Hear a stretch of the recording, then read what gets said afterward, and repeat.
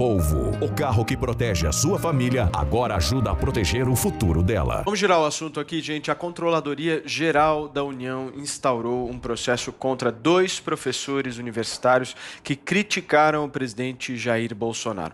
Paulinha, quem foram os alvos desta ação? Vamos lá, são os professores UFPEL Pedro Halal e Heraldo dos Santos Pinheiros, da Universidade Federal de Pelotas. Quem abriu essa apresentação foi o deputado federal Bibo Nunes, do PSL do Rio Grande do Sul. E ali o ponto é a questão da crítica ao presidente Jair Bolsonaro, né? Esses professores, eles assinaram o chamado TAC, que é um termo de ajustamento de conduta. É um acordo firmado aí em casos de infração disciplinar de menor potencial ofensivo e que impede que tenha continuidade desse processo ali administrativo. Bom, de acordo com o que foi publicado no Diário Oficial da União, esses professores, em janeiro, proferiram ali uma manifestação desrespeitosa e de desapreço direcionada ao presidente da República. Então, a gente tem um artigo da Lei 8.112 que proíbe os funcionários públicos de promover manifestação de apreço ou desapreço no recinto da repartição. Aí você pensa, onde é que foram essas críticas, né? Onde aconteceram? Aconteceram no canal oficial do YouTube da universidade, e aí a Controladoria Geral da União considerou que isso poderia configurar, sim, o local de trabalho, por estar usando esse canal de YouTube que é aí disponibilizado pela universidade. Essas falas aconteceram durante uma transmissão que estava comentando a nomeação da nova reitoria, de quem seria aí o sucessor do UFPEL. E aí, essa votação, ela aconteceu, só que o presidente Bolsonaro acabou nomeando a segunda mais votada da lista tríplice, e não o mais votado de fato. E aí, isso gerou uma discussão ali da comunidade acadêmica nessa live. Então, vamos conferir o que é que disse o ex-reitor, o UFPEL Pedro Halal. Vamos conferir o que ele disse nessa live. Quem tentou dar um golpe na nossa comunidade foi o presidente da República. E eu digo presidente com P minúsculo. Nada disso estaria acontecendo se a população brasileira não tivesse votado num defensor de torturador, em alguém que diz que mulher não merecia ser estuprada, ou no único chefe de Estado do mundo que defende a não vacinação da população. É o presidente da República o responsável por tentar criar instabilidade na Universidade Federal de Pelotas e em mais da metade das universidades que tiveram processo eleitoral. Olha, o professor Pedro Halal, então essa foi a fala dele, ele que é o ex-reitor da UFPEL e que estava ali passando o cargo, a nomeada pelo Bolsonaro foi a Isabela Fernandes Andrade, que também está nessa live, e eles também ressaltaram que não era nada contra ela exatamente, mas só por essa decisão aí do Bolsonaro. E tem também a fala do Heraldo dos Santos Pinheiro, também professor, que foi aqui também processado. Vamos conferir a fala dele. Então, agradeço a manifestação do professor Alten. Obrigado, professor. Não esperava nada diferente de ti com a tua história de lutas na universidade. Pessoal, vou passar a palavra para o professor Heraldo agora. Heraldo, por favor. Boa tarde, pessoal. Eu inicio essa minha breve fala indicando que contra-atacaremos o golpe impetrado por este grupo que está devastando o nosso país. Grupo liderado por um sujeito machista, racista, homofóbico, genocida, que exalta torturadores e milicianos, que ao longo do tempo vem minando, destruindo as estruturas já precárias de nossas instituições. Não satisfeito, ainda iniciou um movimento de articulação para gerar conflitos internos nas universidades, ao ponto de não termos força e unidade para enfrentarmos o real inimigo. Se enganaram, porque não seremos pautados por estas imposições. Bom, e por essas falas, então, eles assinaram esse tal TAC para evitar o processo, né? E, nesse termo, de acordo com o professor Halal, eles tiveram de se comprometer a não repetir o ato pelos próximos 2 anos. Então, esse foi basicamente esse desfecho, e o Bibo Nunes, que abriu todo esse processo, ele disse que não está feliz com isso, que ele abriu representações contra Halal em diversos órgãos e que pediu afastamento dele da vida pública e que considerou essa assinatura do TAC, né, desse termo, como algo aquém do que ele imaginava que merecia esse professor. Muito bem, Paulinha. Zé, eu fico pensando aqui, eu acho que o grande tema dessa década, né, a grande luta que a nossa sociedade vai ter, independente do lado, seja esquerda, direita, é pela liberdade de expressão, né, Zé? Porque a gente está vendo constantemente ações repressivas quando uma pessoa fala, critica, fala mal, enfim, e eu acho que isso tende a ser muito perigoso, né, Zé? Esse tipo de debate, esse tipo de discussão sempre existiu contra todos os presidentes da República e sempre vai existir. A diferença agora é um tipo de, vamos dizer, de divulgação que está em massa. Isso é um problema da Universidade de Pelotas, a ser discutido lá. Não estou entrando no mérito. Eu não concordo com o que foi dito lá, mas acho que é um debate interno lá, uma disputa. Quem já viveu disputas assim em universidades sabe que é polêmico mesmo. Existem grupos que às vezes extrapolam a ideologia, ou seja, são interesses pessoais em cargos. A universidade é uma fonte de poder muito forte, né? E distribuição de cargos e de vantagens. Esse pessoal pensa muito nisso. É um corporativismo deles lá e acho que eles que têm que resolver. O que me assusta, Paulo, e muito, é que a Controladoria Geral da União se meta num assunto assim. Já tem muito problema correr atrás do Covidão, vasculhar os municípios e estados que receberam recursos públicos. Agora, a CGU, independente do mérito, não concordo, vou repetir, se meter lá e ficar lá na ponta, entrando, é isso que eu acho estranho e concordo com você de que não se deve valorizar tanto assim essas críticas. Esse pessoal vai sempre criticar o presidente da República, não tem jeito. O que eu acho estranho, repito, é a CGU entrar numa história dessa.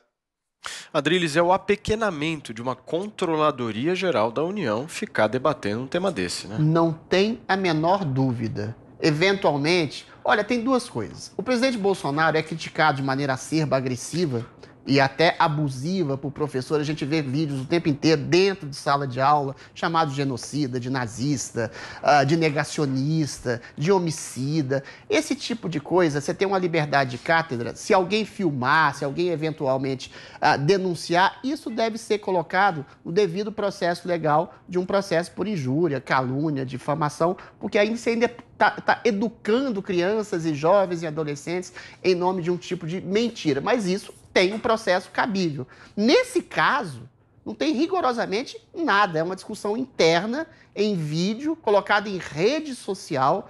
E a CGU não tem que se meter em rigorosamente nada disso. Se, eventualmente, o presidente Bolsonaro se sentir ofendido, ele que mova um processo direto contra esse tipo de coisa. Eu acho que imputação de um falso crime... Na verdade, a CGU foi provocada pelo deputado, né? Pelo pois é. E viu relevância. Isso, imputação de um falso crime no Brasil. E foi investigar. Sim, imputação de um falso crime no Brasil realmente é uma coisa que ficou absolutamente banalizada. Não dá para chamar todo mundo de racista, de nazista, de fascista, de homicida e de genocida. Ser chamado de genocida não é a mesma coisa que ser chamado de comunista, não é?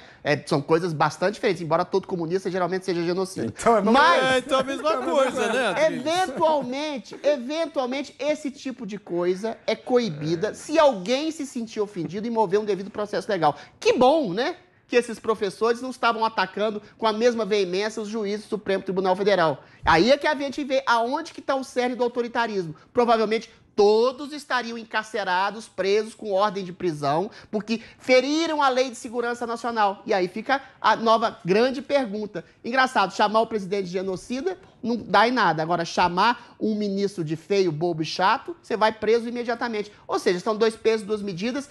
Esse caso deve ser, se alguém se sentir ofendido, processa pessoalmente. Agora, se o presidente processar todo mundo pessoalmente que o chama de genocida, ele não vai fazer outra coisa no Brasil. O ponto, meu caro Joel Pinheiro da Fonseca, nessa história é que os nossos homens públicos estão mal acostumados.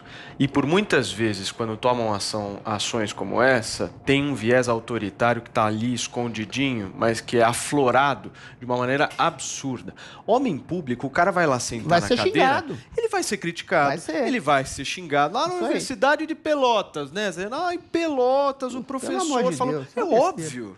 É óbvio, tem militância organizada, tem tudo. Agora, o ponto é, nós vamos, a partir do momento em que um ministro do Supremo Tribunal Federal receber um xingamento, que um presidente da República receber um xingamento, nós vamos colocar o aparato do Estado Não dá.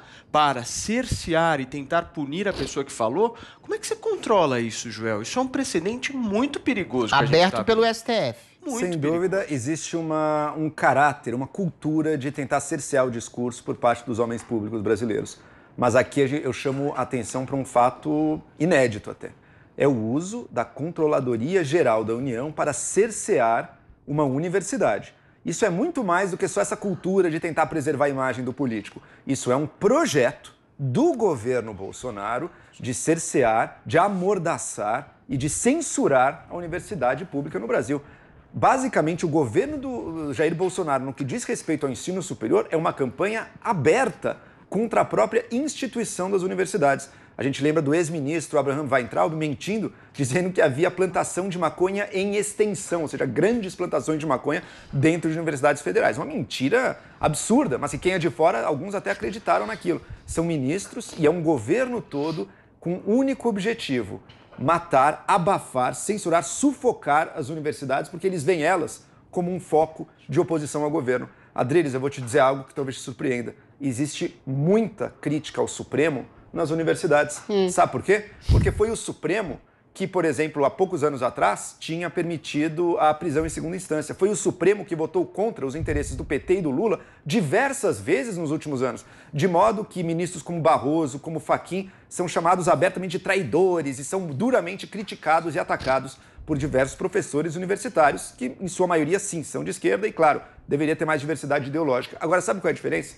A gente não vê um professor universitário dizendo: ministro Fachin, eu quero te dar uma surra, eu vou aí te bater, eu quero meter vocês na cadeia. Isso é muito diferente. A gente não vê ameaças vindo. Se a gente vê uma ameaça desse nível vindo de um professor universitário, a gente vai ver medidas. Agora, críticas ao Supremo tem direto. Críticas ao presidente, direto. Críticas ao Congresso, direto. O que mudou agora é que o governo, numa campanha contra as universidades, está tentando censurá-las e, nesse caso, conseguiu. Joel, num ponto eu concordo com você. Não é por aí, não é usando o aparato do Estado para silenciar a liberdade de expressão de um professor universitário lá de Pelotas que você vai mudar a estrutura de uma coisa que você apontou brevemente, que é a hegemonia cultural de uma militância de esquerda, que quando você tem, eventualmente, uma militância de esquerda, você cerceia exatamente o pensamento, é do aluno. Você cria horda de militantes em vez de educar de uma maneira mais ampla. Esse é o problema da universidade e da intelectualidade brasileira, mas não dá, aí eu concordo com você, para usar o aparato do Estado para sufocar esse tipo de eventual militância dentro das universidades. Agora, crítica ao STF e você dizer... É comum. Mas, pois é, mas chamar o presidente de genocida... Beleza, então que seja comum e que as pessoas não sejam, eventualmente, presas por esse tipo de crítica comum que se faz e que se pode fazer de maneira mais acerba e mais incisiva e mais agressiva ao Supremo Tribunal Federal. Do mesmo porte do tipo de crítica agressiva que chama uma pessoa de racista, homicida, assassino e genocida. Você dizer que isso não tem valor e não tem o mesmo peso de dizer que os ministros não merecem a instituição do Supremo, é pura hipocrisia, Joel, pelo amor de Deus. Que eu quero ouvir a Paulinha. Você curto. Existe uma grande diferença deles de eu dizer, o Bolsonaro, no jeito que ele lidou com a pandemia, ele é um homicida. Isso é uma coisa. Outra coisa é eu dizer, o Bolsonaro um dia ele pegou uma faca e foi lá e matou alguém, pegou um revólver e matou alguém, ele é um assassino. Agora, nesse segundo caso, eu estaria acusando ele de um crime. No primeiro caso, eu estou usando só uma figura de linguagem de uma palavra para criticar duramente a postura do presidente. Figura de linguagem de um ministro que deve ser apanhado na rua. É muito diferente. Só ia trazer um ponto, porque essa discussão toda, tudo isso só aconteceu pela interferência do Bolsonaro na nomeação do reitor. Foi isso que provocou essa discussão. E até nas falas aí dos professores, o que tem acontecido é isso. O Bolsonaro tem interferido nas universidades para escolher quem é ou não reitor. Acho que é uma premissa dele, mas não é o que era feito antes. Né? Parece que pela votação, sempre o mais votado acabava assumindo e não é o que tem acontecido agora. Então, isso que suscitou toda essa discussão. E o outro ponto também é essa questão do desapreço. Quer dizer, um funcionário funcionário público pode fazer uma crítica ao governo, né? Parece que Pode. tem um documento Deve. anterior Dentro da que instituição gostaria também. de que isso não acontecesse, não é um consenso Pode, no tem que ser- governo, bom acreditam que ponto. possa haver esse livre discurso, mas esse é um outro ponto também de Boa, atenção. Paulinho. Não, 10 Zé, segundos. peraí, só um minuto, só um minuto. Ah, vamos Zé, lá. deixa eu me despedir de você, Zé. Obrigado mais uma vez pela sua participação. Você quer finalizar? Sim, é só dizer que esse assunto aí de nomeação de reitores e tal já passou pelo Supremo Tribunal Federal e são nomeações que atendem também critérios políticos. O presidente não conhece lá o reitor da Universidade de Pelotas, né? Quando chega a lista tríplice, aí vem aos ouvidos do presidente pressões políticas e isso sempre existiu, nessas pressões. Só que antes, realmente, a Paulinha tem razão, o mais votado era geralmente nomeado. É a política interna lá dos professores universitários, que tem estabilidade, salários altos, e tem também o seguro ante o lockdown. Mesmo que no lockdown eles conseguem receber tudo direitinho. É isso, Muito Paulo. bem. Muito bom dia. Valeu, Zé. Abração para você.